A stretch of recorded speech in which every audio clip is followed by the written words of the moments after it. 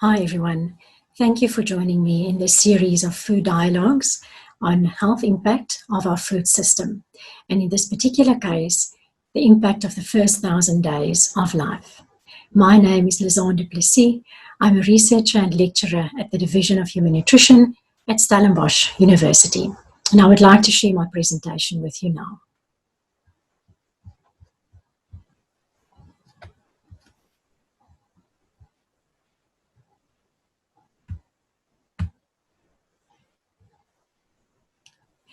So, just to set the scene, I would like to introduce to you the first 1,000 days of life. This time period starts at conception and it runs through the 9 months of pregnancy, or 270 days in a healthy pregnancy. It then continues into the first year of a child's life, 365 days, plus the second year, also 365, which gives us 1,000 days of life. And it essentially defines the period from conception until a child's second birthday. But why do we focus or want to focus on the first 1,000 days of life? What happens in this time period? We know that during pregnancy, undernutrition can have a devastating impact on the healthy growth and development of a child. Babies who are malnourished in the womb have a higher risk of dying in infancy and are also more likely to face lifelong cognitive and physical deficits and chronic health problems. For infants and children younger than 2 years, the consequences of malnutrition are particularly severe and in some cases irreversible and reaches far into the future. But overnutrition is also increasingly in the spotlight. Mothers who are overweight or obese can have several adverse maternal and fetal complications during pregnancy, during delivery, and also after birth. Obese pregnant women are 4 times more likely to develop diabetes during pregnancy and 2 times more likely to develop very high blood pressure compared with women of normal weight. In this period from birth to 2 years, there is substantial brain development and also attainment of half of adult height. And this period is also critical for fat development and deposition. The deficits and excesses that are established during this time period are hard to overcome. And I would like to focus for a moment on one such area of deficit, which is called stunting. Now, stunting has several factors that lead up to this condition, and they include inadequate diet, disease, suboptimal caring practices, poor food security, inadequate health care, poverty, and poor governance of food and health and other resources. And it manifests in low height for age.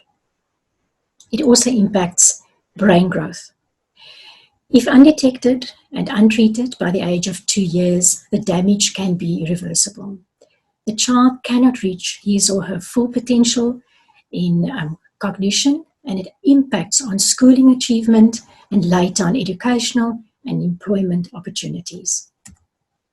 So if we look at brain growth that happens during the first 1,000 days of life, you will see from this specific image that brain development and also brain mass is almost complete by the age of 2 years, which reflects the growth in the first 1,000 days of life. After this period, it's mainly during the teenage years where we have a little bit of a window of opportunity when the frontal cortex is developed. But essentially, brain growth is done within the first 1,000 days of life.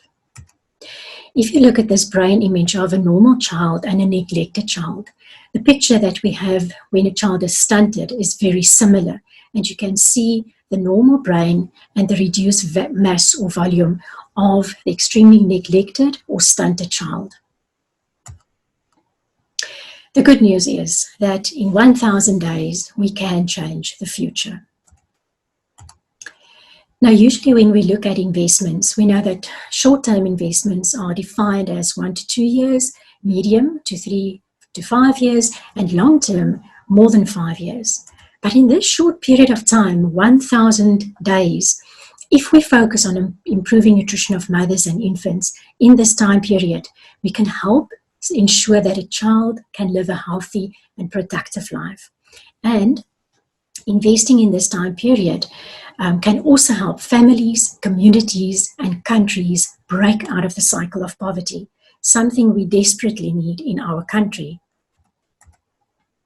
So with this evidence, leading scientists and economists and health experts agree that improving nutrition during the first 1,000-day window is one of the best investments we can make to achieve lasting progress in global health and also development.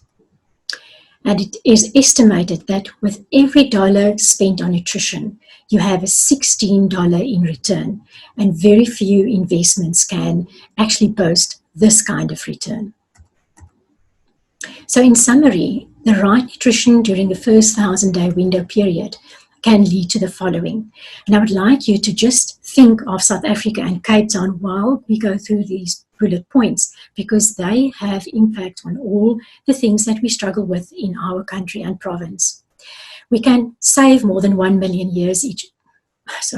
We can save more than 1 million lives each year.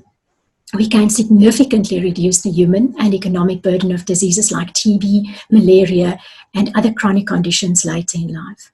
We can improve an individual's educational achievement and earning potential, and increase a country's GDP by at least 2 to 3% annually. So this is exactly what we need for our country and our province.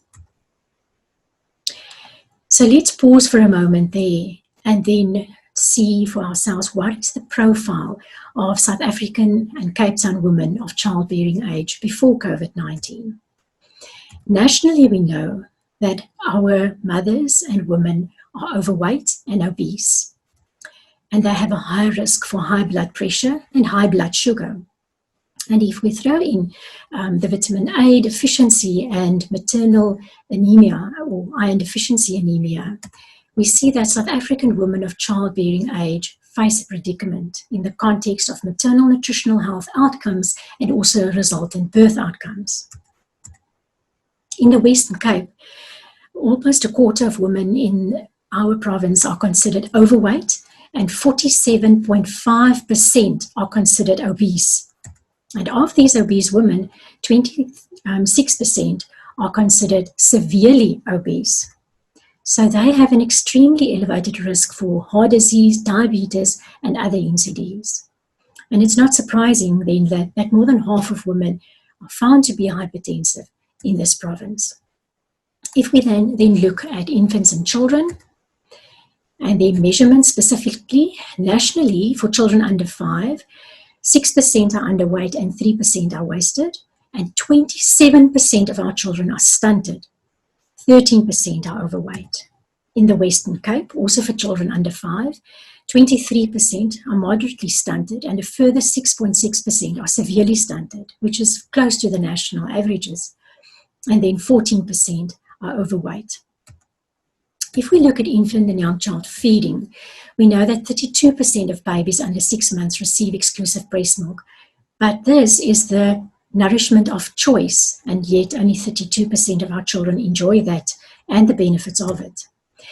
What happens is that different kinds of liquids like water and non-milk liquids, also other milks and complementary foods are introduced very early on during this time period.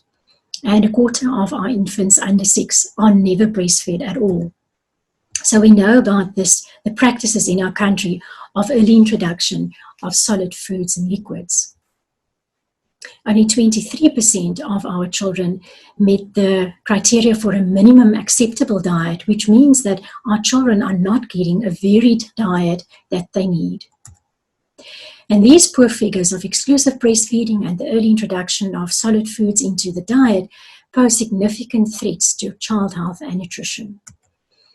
And if we look at the combined profile of our mothers and our children, this points to a poor nutritional status during the first 1,000 days of life in our country and in our province. So what is the profile of our mothers and children post-COVID-19? It's still speculative because we are not out of the woods yet. And because of the pandemic, Many research projects have been halted because of social distancing and physical distancing. So we don't really know. But what we know of disasters and epidemics and pandemics is that vulnerable groups like mothers and children are hit first and they are hit hardest. So if we look at our women during this time when we have food shortages and increased poverty rates, we could have immediate hunger and weight loss. But if we look at our profile of overweight and obesity in our women and mothers, the weight loss will not immediately lead to wasting or thinness. But in the long term, that can happen.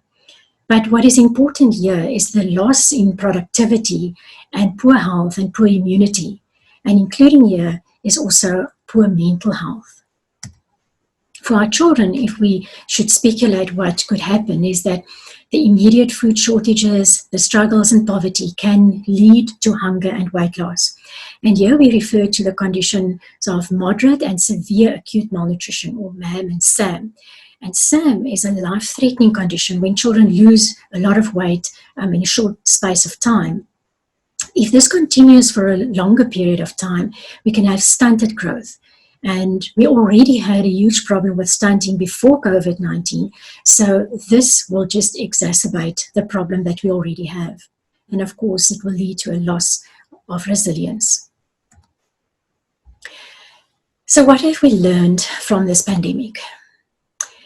The food and hunger crisis predicted due to COVID-19 is not new.